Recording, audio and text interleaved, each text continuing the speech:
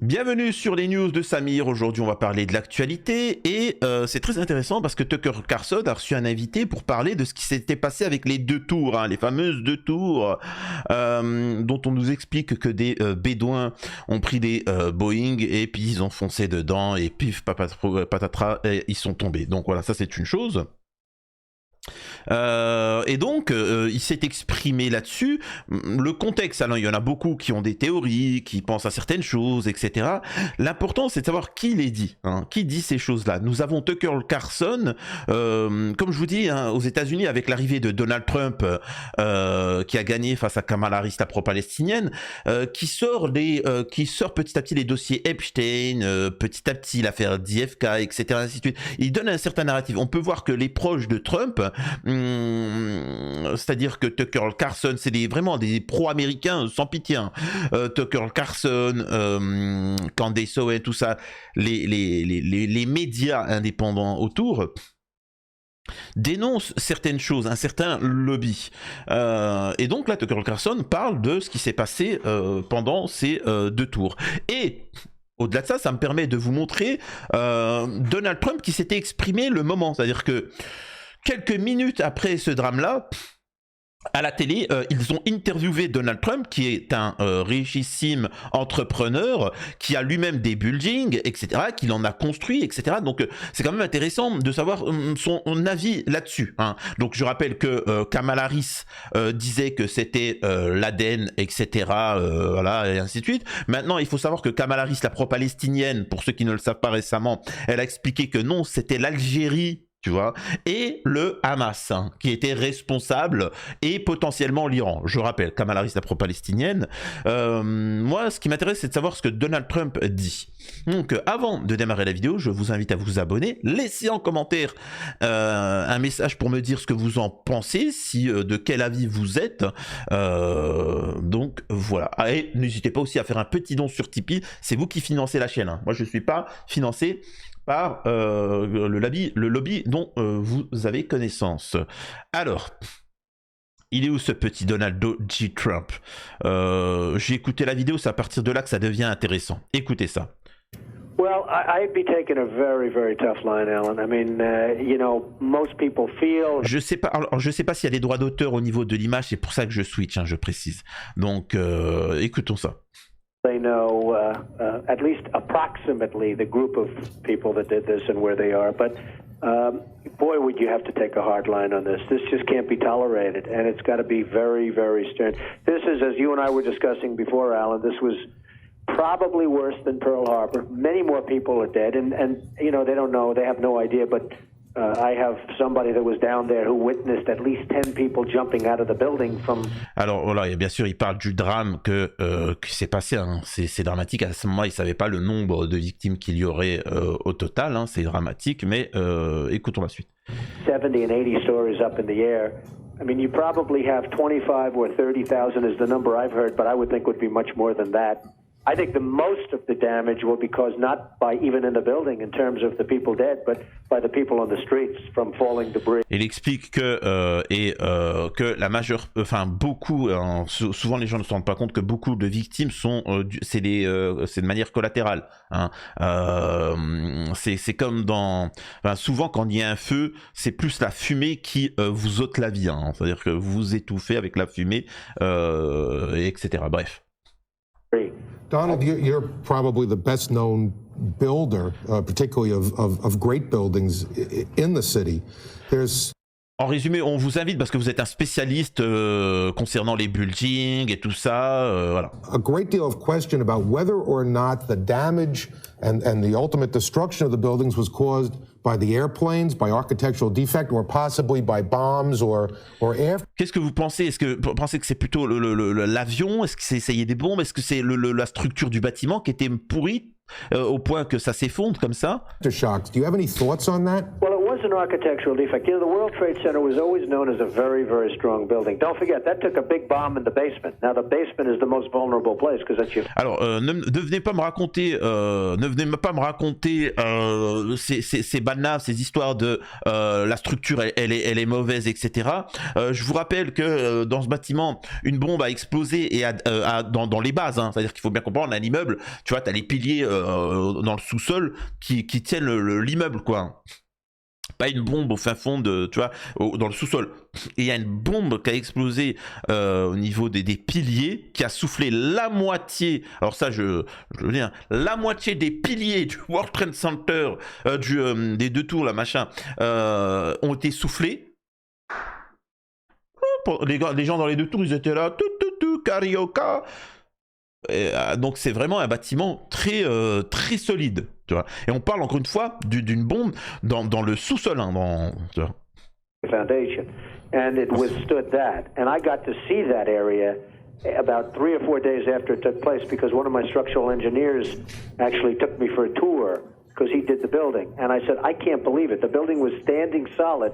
And half of the columns were blown out. I mean, so this voilà. was... Et dis-moi, moi, celui qui produit mes bâtiments, celui qui a produit les bâtiments des deux tours, enfin, on n'y croit pas, c'est pas possible, c'est pas possible. La moitié des piliers ont été détruits et ils tenaient toujours, on les a reconstruits, etc.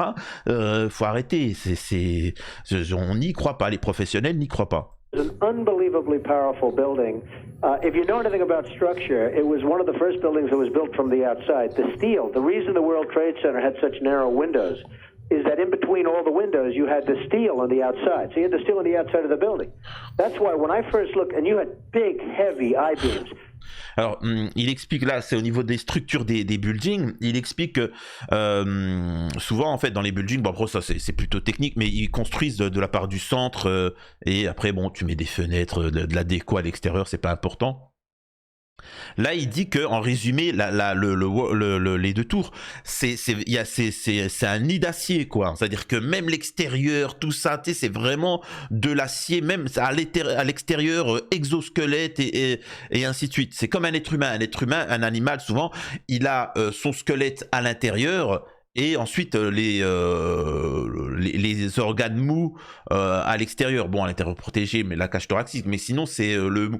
Voilà, il y a certains animaux, c'est l'inverse, c'est-à-dire qu'ils ont une coquille à l'extérieur, hein, le squelette à l'extérieur, un peu comme les tortues, et à l'intérieur les organes mous. Là, il est en train de te dire que là, ce building-là, c'est les deux, tu vois. Donc c'est vraiment un truc à l'ancienne, vraiment solide, et c'est pour ça que tu avais des fenêtres un peu particulières, un peu petites, un peu, c'est pas de la même manière que les autres. Donc When I first looked at it, I couldn't believe it because there was a hole in the steel. And this is steel that was, you remember the width of the windows in the World Trade Center, folks. I think you know, if you were ever up there, they were quite narrow. And in between was this heavy steel. I said, how could a plane, even a 767 or 747 or whatever it might have been, how could it possibly go through the steel? Peu importe le type d'avion, comment il a pu entrer aussi en profondeur? I happen to think that they had not only a plane, but they had bombs that exploded almost. Pour ma part, je pense que ce n'est pas seulement un avion, mais que derrière il y avait aussi des explosifs. Simultaneously, because I just can't imagine anything being able to go through that wall. Most buildings are built with the steel is on the inside around the elevator shaft. This one was built from the outside, which is the strongest structure you can have. And it was almost just like a can of soup. You know, Donald, we were looking at pictures all morning long of that plane coming into building number 2. And when you see that approach the far side, and then all of a sudden, within a matter of a millisecond, the explosion pops out the other side. Right. I just think. Là, il dit, écoutez, monsieur le futur président des États-Unis, mais vous ne le savez pas encore, on peut constater que quand l'avion il rentre dans le bâtiment, à la milliseconde, immédiatement, on voit de l'autre côté une explosion massive. C'est pas cohérent. Voilà. En tout cas, c'est l'interrogation. I think that it was a plane with more than just fuel. I think obviously they were very big planes. They were going very rapidly because I was also watching where the plane seemed to be. Dis-moi aussi, je regarde, je trouve ça un peu étrange. Encore une fois, mon avis, c'est que c'est pas juste le fuel, il y a quelque chose d'autre derrière. Voilà. Alors, bien évidemment, ici, il ne s'agit pas de dire qui concrètement a fait ça. Hein, on peut essayer de deviner, mais on ne sait pas en soi clairement. Mais ça pose des questions, tu vois. Peut-être que c'est les mêmes personnes qui avaient prévu, qui avaient laissé des explosifs dans le terrain et qui ont pris les... Je sais pas, tu vois. J'écoute, moi j'écoute. Not only going fast, it seemed to be coming down into the building. So it was getting the speed from going downhill, so to speak. It just seemed to me that to do that kind of destruction is even more than a big plane, because you're talking about taking out steel, the heaviest caliber steel that was used on a building. I mean, these buildings were rock solid, and you know, it's just an amazing thing. This country is different today, and ce pays est différent maintenant. Ces bâtiments étaient solides, ils les ont détruits. Il y a quelque chose de sombre. Ça, c'était Donald Trump. Hein. Donc, montrez-moi l'équivalent de Kamala Harris qui dit ça. Non, bien évidemment, ça n'existe pas. Très intéressant. Hein. On voit que Donald Trump a toujours été quelqu'un qui luttait contre l'État profond, qui était éveillé. Donc voilà, malheureusement, il doit faire avec un certain lobby autour de lui qui est extrêmement puissant. Et voilà, donc il ne faut pas oublier que lui, il s'intéresse surtout aux États-Unis. Donc d'ailleurs, hein, je précise que on peut voir, alors les vidéos qui sont très peu diffusées, des pompiers qui étaient sur place, hein, qui ont donné leur vie. Hein. Ils ont donné leur vie pour essayer de sauver des gens, comme tous les pompiers d'ailleurs. Ça, c'est un métier, c'est fou. Qui disait, on entend, je suis désolé de dire ça, quand on était là, on montait pour essayer de sauver les gens, pour éteindre le feu, on entendait des séries d'explosions en dessous. C'est bizarre cette histoire, tu vois. C'est bizarre, etc. Donc il y a quand même des interrogations, des choses à creuser. Mais bon, ça, c'était l'introduction pour vous parler de la vidéo ici. Regardez ça. C'est l'interview de Tucker Carlson hein, qu'il a posée. On va regarder ça ensemble, mais je voulais vraiment que Trump vous montre un peu ce que pensait Trump là-dessus. C'est parti. Yes, I think it's going to be the big... Le plus grand scandale américain. 9/11 is... Est-ce que je pense que... Attendez, je vais baisser un peu le son. Pour que vous... Est-ce que je pense que le 11 septembre, c'est le plus grand scandale des États-Unis? Oui, je pense que c'est le plus grand scandale de l'Amérique. Il s'est produit sur le sol américain. Et parce qu'il est si récent que nous disposons encore d'informations pertinentes. Effectivement, confirme Tucker Carlson. Tu vois. Donc c'est ça qui est intéressant. Informations enregistrées, nous avons des informations personnelles. Une fois que les gens auront compris qu'ils peuvent parler sans avoir peur d'être vilipendés ou d'être ostracisés. Et vous savez, ce qui m'énerve, c'est les journalistes qui traitent les gens de, vous savez, complot-plot. Hein. Eh bien, c'est tout ce que font les agences. C'est ce qui crée les conspirations. Ils ont des cours complets pour faire des choses comme ça. Des opérations de propagande. Donc voilà, donc alors là, il est en train de raconter que, les gars, les agences des services secrets, les choses comme ça, c'est le rôle. Le rôle, c'est de... ils ont des... alors à la base, hein, parce que ça a été dévoyé, mais c'est ce qu'ils font. C'est-à-dire qu'ils apprennent à manipuler l'opinion publique, à critiquer tous ceux qui oseraient remettre le narratif en question et déstabiliser des pays. On a pu le voir qu'en France, elle a perdu son hégémonie en Afrique à cause de l'Algérie. Elle a essayé de déstabiliser l'Algérie. Hein. Malheureusement, ça n'a jamais marché. Ça n'a jamais marché. Ils ont essayé de créer des tentats, de financer des terreaux dans le sol algérien, etc. Ça n'a jamais marché. L'affaire, et c'est pour ça que la France est choquée, quand ils ont voulu créer une ère civile en Algérie récemment, qu'est-ce qui s'est passé? Toute la population algérienne, et surtout franco-algérienne, a soutenu le président Tebboune. Et ils étaient choqués de voir un soutien aussi massif. Malgré qu'ils avaient mis les moyens avec les influenceurs franco-algériens, hein, qui vous disaient « One, two, three, vive l'Algérie, mais il faudrait que juste que l'Algérie n'ait pas d'armée. » D'accord. Mais c'est pareil pour les voisins de l'Algérie? Eux aussi, parce que tu dis qu'il faut tout son armée sauf l'Algérie. Hein? Sacré malin, va. Tu vois. Donc c'est des petits malins, ils essaient de déstabiliser les nations, les choses comme ça. Donc arrêtez de dire qu'ils ont fait énormément d'attaques sous faux drapeau. Tu vois. Quand par exemple ils remettent Adolphe, Quand on dit Adolf, il a fait un tentat au Parlement allemand pour accuser les Russes, pour qu'ils se fassent élire, etc. Ça vous dérange pas de le dire. Donc arrêtez de faire les vierges effarouchés. Bref. Écoutons la suite. Encore une fois, ce qui est important, c'est qui le dit. Ça, c'est les proches de Trump hein, qui sont en train de s'exprimer, tu vois. Et donc, tout ce que nous voulons, nous, c'est la vérité. Alors, Trump nomme des gens d'une intégrité irréprochable. Laissez-les étudier tranquillement le sujet. Je témoignerai sous serment de tout ce que je sais sur le renseignement. Laissez les 3000 architectes et qui risquent leur carrière pour rien. Laissez-les témoigner sous serment.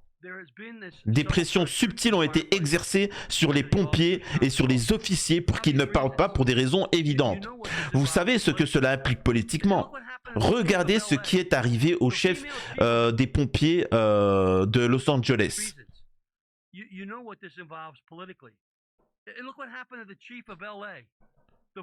La chef des pompiers de Los Angeles sort et dit que les ressources lui ont été retirées pour les incendies. Ça, c'est par rapport au feu de forêt. Vous vous rappelez, là, le feu de forêt catastrophique, etc.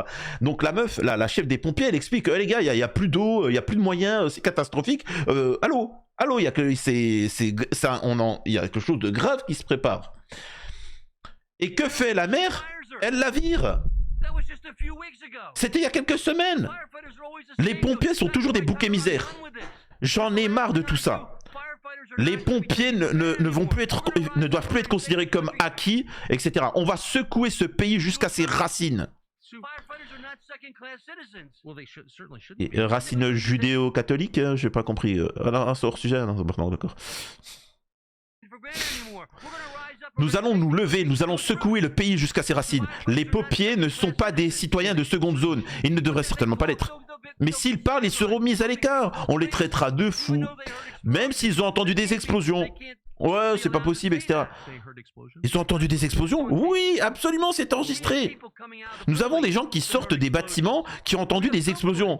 Nous avons des films de personnes qui parlent à Fox News, qui ont été retirés à l'antenne. Et puis maintenant, qui sont diffusés sur Twitter. Tout cela est disponible. C'est pourquoi vous avez besoin d'une commission pour revenir en arrière. Attendez, donc pardonnez mon ignorance, mais il y a des gens, des enregistrements qui disent « Nous avons entendu des explosions ». Oui, mon petit Carlson. Ce sont les seuls gratte-ciel du monde à s'être effondrés après avoir été percutés par des avions. Et ces bâtiments, j'ai lu le rapport de l'architecte qui les a conçus, ont été conçus pour résister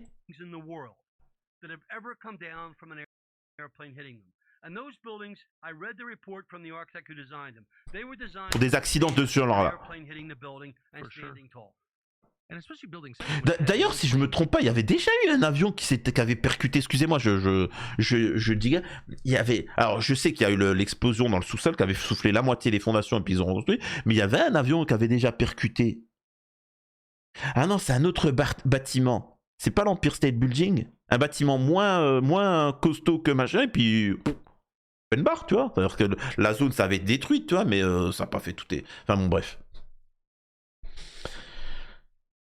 Alors, là, ils vont parler d'un bâtiment qui est à côté. Écoutez ça, c'est très intéressant.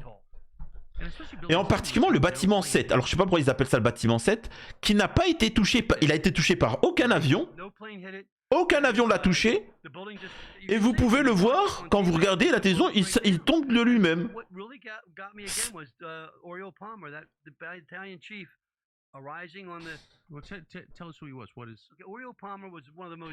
Inspirational battalion chiefs in New York. FDNY, who immediately, in very good shape, had a family, a couple of kids, went into the building as soon as they got on the scene, took the elevator up to the 40th floor, got off the elevator, and you can hear him on the comm system say, I'm here, 40th floor, we're going to start walking up the stairwells. Every 5 floors, he radios back to communication. I'm on the 50th floor. Everything's okay. We're on floor 60. Everything's okay. Donc là, il explique que, apparemment, j'ai pas très bien compris c'est quoi, c'est un pompier ou je sais pas quoi. Il explique que il arrive dans le bâtiment et il monte aux étages et il prend les escaliers. Il explique que à cet étage-là, tout va bien, à cet étage-là, tout va bien. Donc évacué, etc. Tout va bien. Donc voilà, He's going up every Il fait un rapport à chaque fois. Il atteint le 78e étage, l'étage de l'impact. Il sort de la tour de l'escalier. Et aussi clair que vous m'écoutez ici, je sais que je suis passionné et que je m'en excuse auprès de vos auditeurs, il dit « Nous sommes à l'étage 78, l'étage de l'impact. Nous avons 2 incendies et nous pouvons les gérer. » 1 minute plus tard, tout le bâtiment s'effondre. Ah, c'est bizarre, les gars. C'est pas acceptable tout ça. Ce n'est pas ce qui s'est passé. Et cela est enregistré. Oui, mon Billy, c'est enregistré. Donc vous avez vu les 3 bâtiments tomber sur eux-mêmes, imploser. Et comme beaucoup de gens l'ont dit, il y a beaucoup de gens qui sont pas fous, il y a des gens qui font de la démolition, qui sont des experts dans le bâtiment, etc., qui trouvent ça étrange. Quand je suis arrivé le jour suivant, je suis allé plusieurs fois au World Trade Center. Il n'est pas possible que ces bâtiments aient pu devenir ça, quoi. Alors, voilà, c'est là. Ce qui a commencé à me faire me questionner, pour ma part, dit Tucker Carlson, et je n'ai aucune idée de ce qui s'est passé, hein, moi, le 11 septembre, etc. Mais c'est très clair qu'il y a beaucoup de mensonges autour de ça. C'était l'effondrement du bâtiment 7. And all the wackos would be like, building 7, I'd be like, shut up, wackos. And then if you just sort of look at it, you're like, well, that is very weird, actually. Et il dit, moi, à l'époque, j'étais là quand on me disait, le bâtiment 7, regarde, ouais, bâtiment 7, t'as vu, c'est bizarre. Et il disait, mais arrêtez, espèce de complotiste, moi, je vote pour Kamala Harris. Tout ça, c'est la faute des Palestiniens. Donc, il disait, mais c'est... Et après, il se dit, mais... De quoi le bâtiment 7? Et en fait, tu regardes que, effectivement, il y a les avions qui ont pété les 2 tours, machin. Bon, ça s'est effondré. Et ensuite, tu vois qu'il y a un bâtiment, un bâtiment, hein, c'est pas à côté. Là, ils appellent ça la tour 7, c'est à côté, hein. Puis il s'effondre. Qu'est-ce que tu fais, toi? Mais t'as pas été touché, toi? Il s'est rien passé, pourquoi tu tombes? Et personne n'en parle, tu vois, c'est tabou, quoi. Aucun avion n'a touché ce bâtiment. En plus d'être pompier, je travaille pour l'INA. C'est une grande compagnie d'assurance d'Amérique du Nord. Et j'ai été responsable de la formation des agents de protection contre les incendies criminels pendant 18 ans. Écoutez, ça n'est jamais arrivé. Vous ne verrez jamais un immeuble de 47 étages s'effondrer comme ça. À moins que vous votiez pour Kamala Harris, la pro-palestinienne, et pour Joe Biden, la pro-palestinienne, mais ça n'existe pas. Il y a des choses étranges. Sachez que l'interview dure 1h30, etc. Moi, mon but dans cette vidéo, c'est de vous montrer, plus que de parler de ce sujet-là, qu'il y a des choses étranges. À la prochaine sur les news de Samir.